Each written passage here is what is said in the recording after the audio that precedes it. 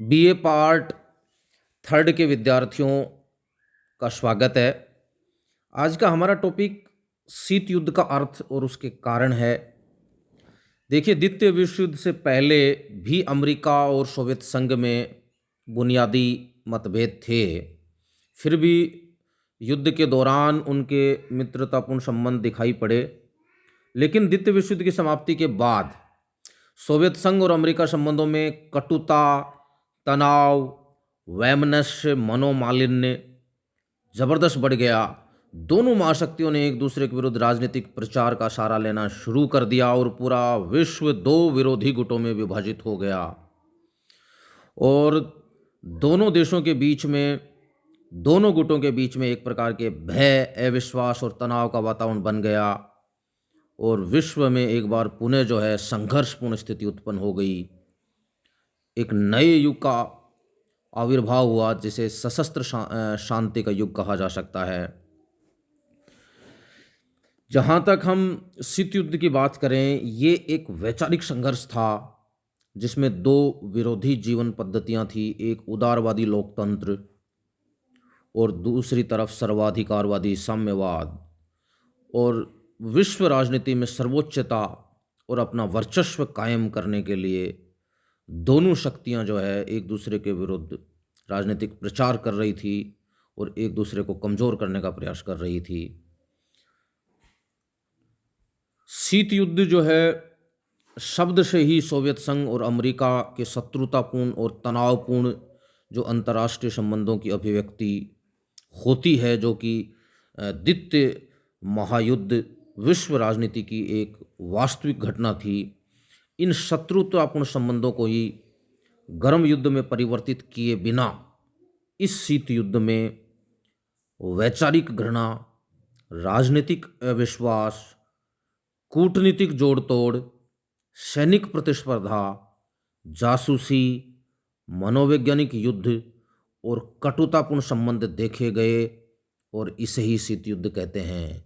कुल मिला के विद्यार्थियों, शीत युद्ध को हम इस प्रकार से डिफाइन कर सकते हैं कि द्वितीय महायुद्ध के बाद अमेरिका और सोवियत संघ के जो शत्रुतापूर्ण और तनावपूर्ण संबंध थे, जिसमें वैचारिक घृणा थी, राजनीतिक अविश्वास था, कूटनीतिक जोड़ तोड़ थी, सैनिक प्रतिस्पर्धा थी, जासूसी थी, मनोवैज्ञानिक युद्ध था, ऐसे कटुतापूर्ण संबंधों को शीत युद्ध कहा गया, जो एक प्रत्यक्ष लड़ाई नहीं थी, अप्रत्यक्ष लड़ाई थी।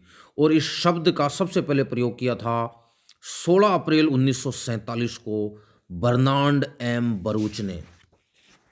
तो ये नाम भी हमें याद रखना है कि इस शब्द का सबसे पहले जो प्रयोग किया वो किया था बर्नार्ड एम बरूच ने।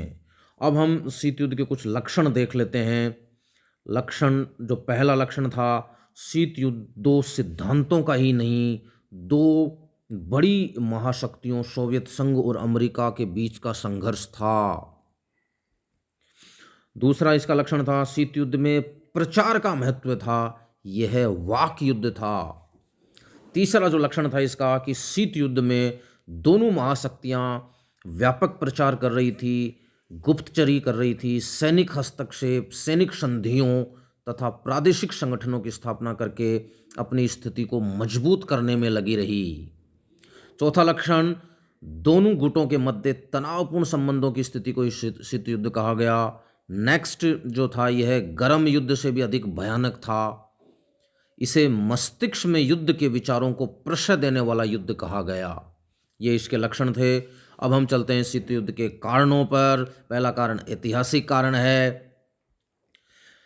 कतिपय जो राजनीति शास्त्री हैं वो शीत युद्ध का कारण 1917 की जो सोवियत रूस में जो बोल्शेविक साम्यवादी क्रांति हुई थी उसको मानते हैं। 1917 की बोल्शेविक क्रांति के समय से ही जो पश्चिमी देश थे वो सोवियत संघ को समाप्त करने का प्रयास कर रहे थे, क्योंकि साम्यवाद एक विश्वव्यापी आंदोलन था जिसका अंतिम उद्देश्य पूंजीवाद को समाप्त करके पूरे विश्व में साम्यवाद को फैलाना था। लेकिन जो पश्चिमी देश थे उनकी विचारधारा पूंजीवादी थी, इसलिए वो जो है सोवियत संघ को कहीं न कहीं कमज़ोर करने का प्रयास कर रहे थे। दूसरा जो कारण था वो है द्वितीय मोर्चे का प्रश्न।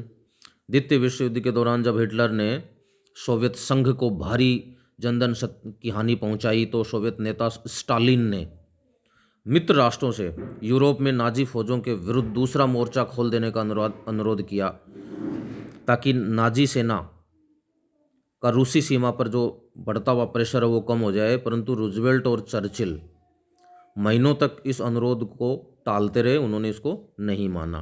इसलिए जो है सोवियत संघ जो है उनके प्रति अविश्वास सोवियत संघ का हो गया। तीसरा जो कारण है वो है युद्धोत्तर उद्देश्यों में अंतर। युद्ध के बाद दोनों के उद्देश्य अलग अलग थे। अमेरिका और सोवियत संघ के युद्धोत्तर उद्देश्यों में भिन्नता थी। जो भविष्य में जर्मनी के विरुद्ध सुरक्षित रहने के लिए सोवियत संघ यूरोप के देशों को अपने प्रभाव क्षेत्र में लाना चाहता था, तो जो पश्चिमी देश थे उनके मत में जर्मनी की पराजय से सोवियत संघ के अत्यंत शक्तिशाली हो जाने का भय था। यह देश सोवियत संघ के बढ़ते प्रभाव क्षेत्र को सीमित करना चाहते थे।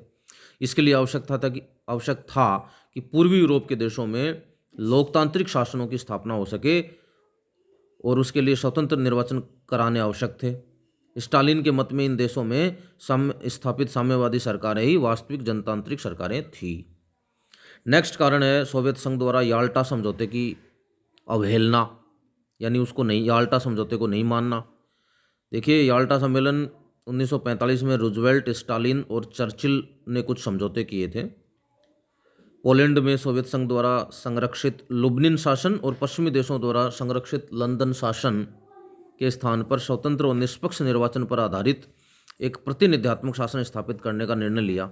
लेकिन जैसे जैसे युद्ध का अंत निकट दिखाई देने लगा, स्टालिन ने अपने वचनों से मुकरना प्रारंभ कर दिया।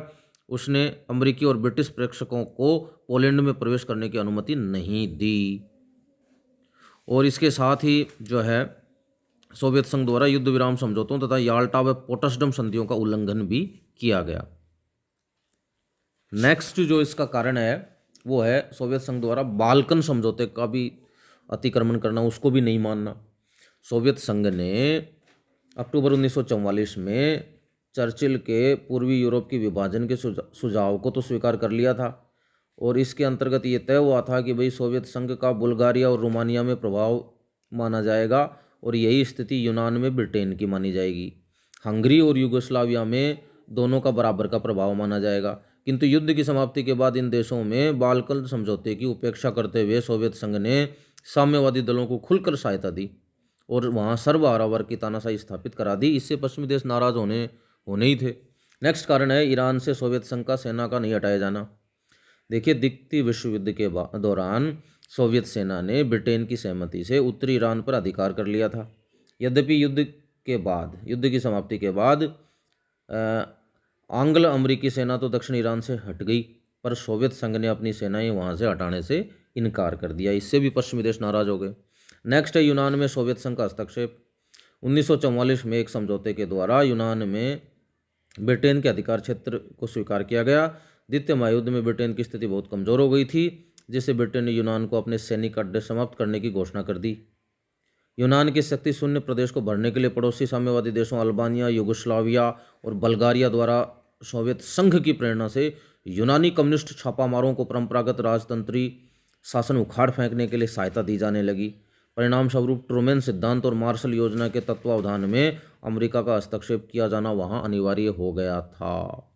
नेक्स्ट जो कारण है वो है टर्की पर सोवियत संघ का दबाव। युद्ध के तुरंत बाद सोवियत संघ ने टर्की पर कुछ भूप्रदेश और बॉस्फोरस में नाविक अड्डा बनाने का अधिकार देने के लिए प्रेशर बनाना शुरू कर दिया, परंतु पश्चिमी राष्ट्र इसके विरुद्ध थे। जब टर्की पर सोवियत का हस्तक्षेप बढ़ा तो अमेरिका ने चेतावनी दी कि टर्की पर अगर किसी भी प्रकार का आक्रमण होगा तो वो सहन नहीं किया जाएगा। नेक्स्ट जो है वो अणुबम का आविष्कार है कि शीत युद्ध का एक अन्य कारण अणुबम का आविष्कार भी था। ये कहा जाता है कि अणुबम ने हिरोशिमा का ही विध्वंस नहीं किया, अपितु युद्धकालीन मित्र राष्ट्रों की मित्रता का भी अंत कर दिया।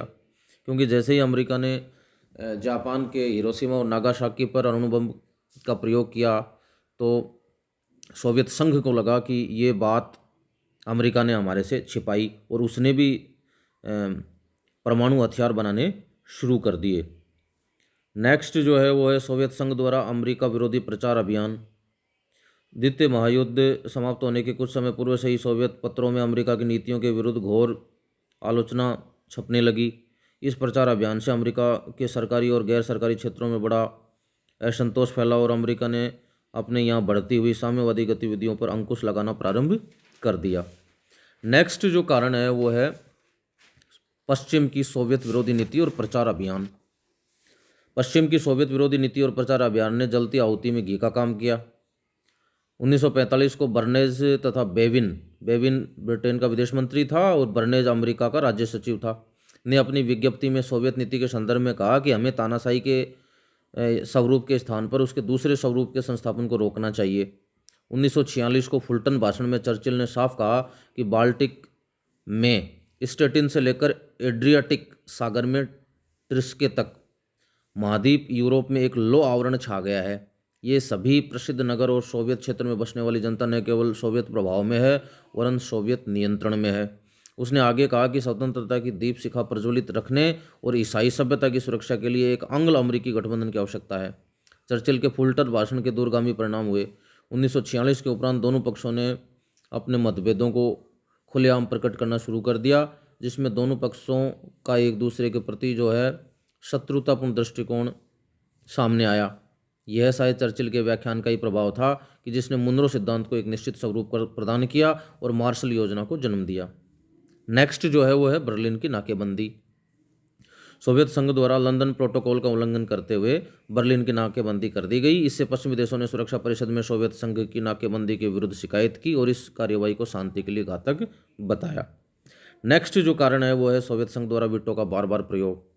सोवियत संघ ने वीटो के अनियंत्रित प्रयोगों द्वारा यूएनओ के कार्यों में बाधाएं डालना प्रारंभ कर दिया, क्योंकि वह यूएनओ को विश्व शांति और सुरक्षा स्थापित करने वाली एक विश्व संस्था न मान करके अमेरिका के विदेश विभाग का ही एक अंग समझता था।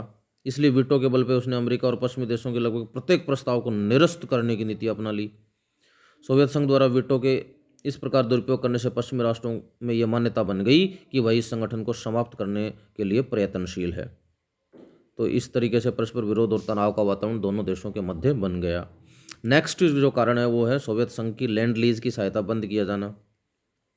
लैंड लीज एक्ट के अंतर्गत अमेरिका द्वारा सोवियत संघ को जो आंशिक इकोनॉमिक असिस्टेंस आर्थिक सहायता दी गई थी उससे वह असंतुष्ट तो था ही, क्योंकि वह सहायता कम थी, किंतु इस कम सहायता को भी राष्ट्रपति ट्रूमैन ने द्वितीय विश्व युद्ध के बाद अचानक बंद कर दिया, जिससे सोवियत संघ और नाराज हो गया। और अंतिम कारण है शक्ति संघर्ष। जैसा कि शक्ति संघर्ष और हित संघर्ष, जैसा कि मार्गेंथो एक विद्वान हुए हैं, उन्होंने कहा है कि अंतर्राष्ट्रीय राजनीति शक्ति संघर्ष की राजनीति है। विश्व में जो भी परम शक्तिशाली राष्ट्र होते हैं उनमें प्रधानता के लिए संघर्ष होना अनिवार्य होता है। द्वितीय विश्व युद्ध के बाद सोवियत संघ तथा अमेरिका ही दो शक्तिशाली राष्ट्रों के रूप में उदय हुए, अतः इनमें विश्व प्रभुत्व और वर्चस्व कायम करने के लिए संघर्ष शुरू हो गया।